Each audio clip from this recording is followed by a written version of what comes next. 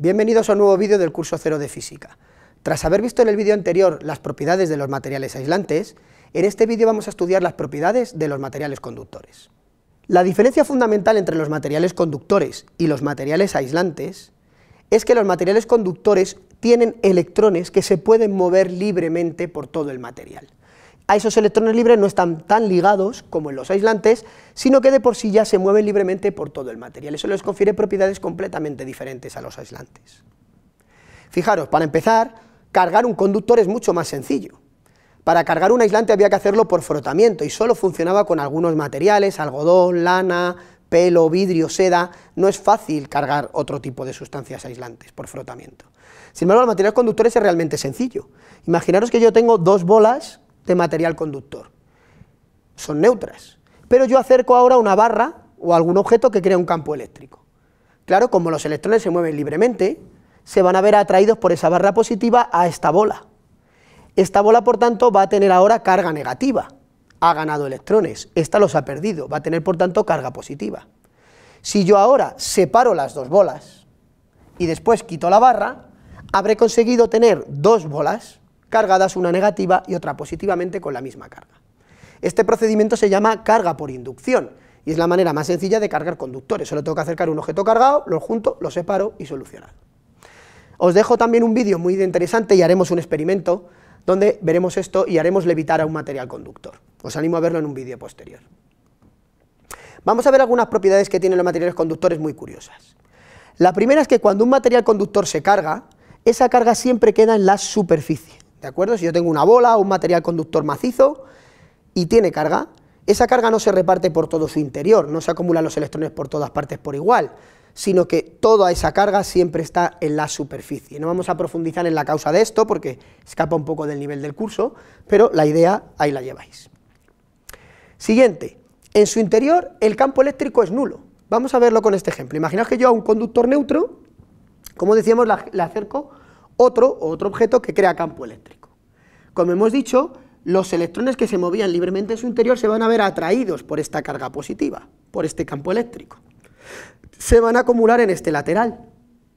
Por el contrario, en el lateral contrario, van a faltar electrones.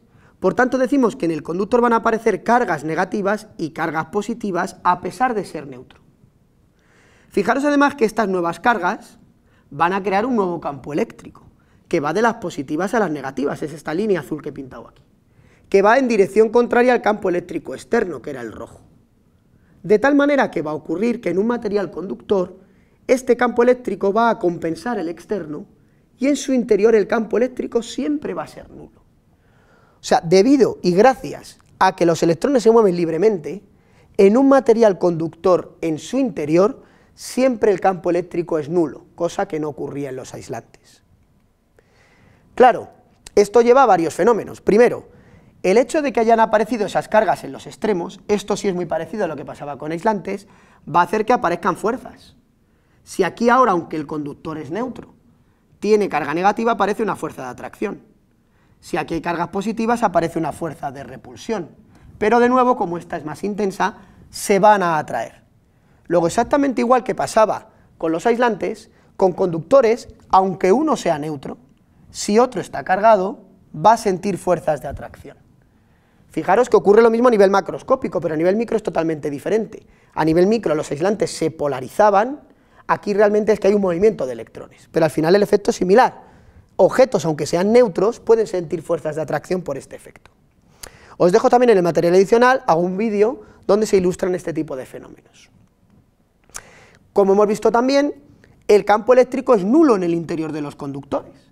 Es decir, que si aquí hay campo eléctrico, pero yo tengo objetos conductores, de la forma que sea, gracias a ese movimiento de electrones libres, va a hacer que el campo eléctrico dentro sea nulo.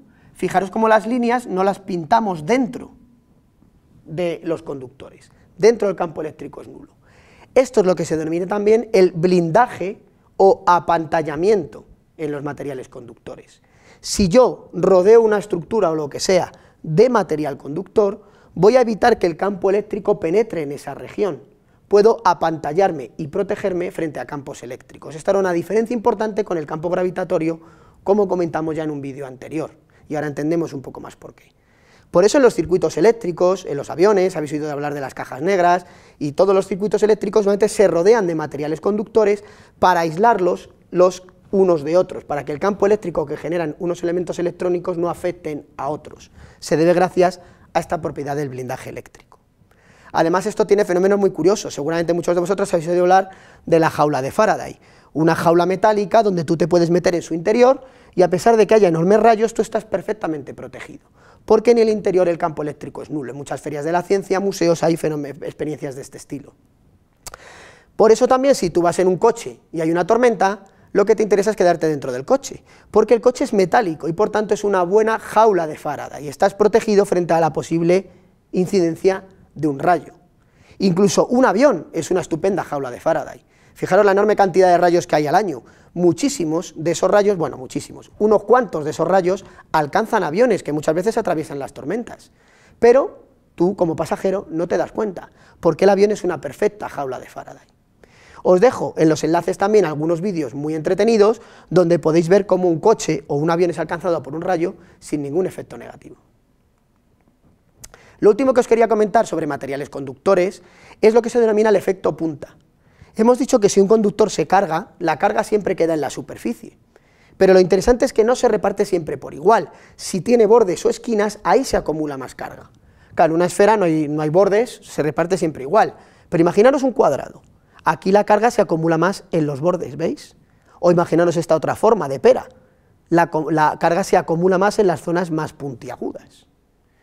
Esto, os dejo otro vídeo muy curioso que mezcla este efecto con el de la jaula de Faraday, y es un vídeo realmente sorprendente de una demostración en la calle de tipos que se lanzan rayos unos a otros, protegidos por una jaula de Faraday a través de sus dedos, porque en los dedos se acumula más carga. También por eso, nosotros nos dan chispazos a veces cuando nos acercamos a un pomo metálico y siempre nos da en la punta de los dedos, porque nosotros tenemos carga y esta se acumula más en las zonas más puntiagudas.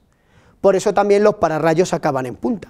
Los pararrayos son objetos metálicos que acaban muy en punta para acumular ahí carga eléctrica. Al acumular carga eléctrica en la punta, favorecen que los rayos caigan a través de ellos y no en otras zonas, que es lo que queremos.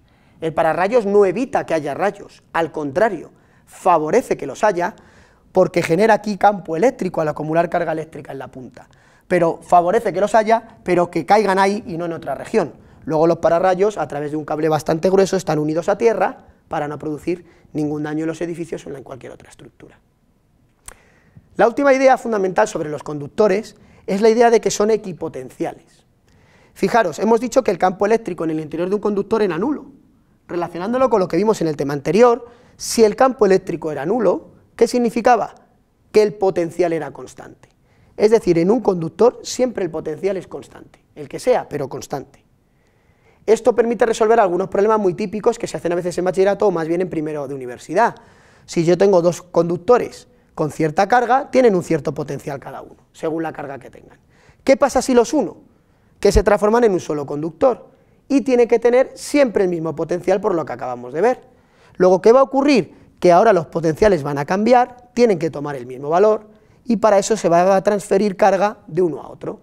La resolución de estos problemas es relativamente sencillo, solo tengo que imponer que la carga se conserva, toda la carga que había aquí es la que hay aquí, solo que repartida de otra manera, y que los potenciales se igualan. Son ejercicios relativamente sencillos, podemos ver algún ejemplo en los problemas que resolveremos posteriormente. Para terminar, se los dejo esta pregunta. Tenemos asociada la idea de que alto voltaje es peligro. ¿Es realmente así? ¿O quizá depende del tipo de material? Responderemos a esta pregunta en el próximo vídeo. Hasta pronto.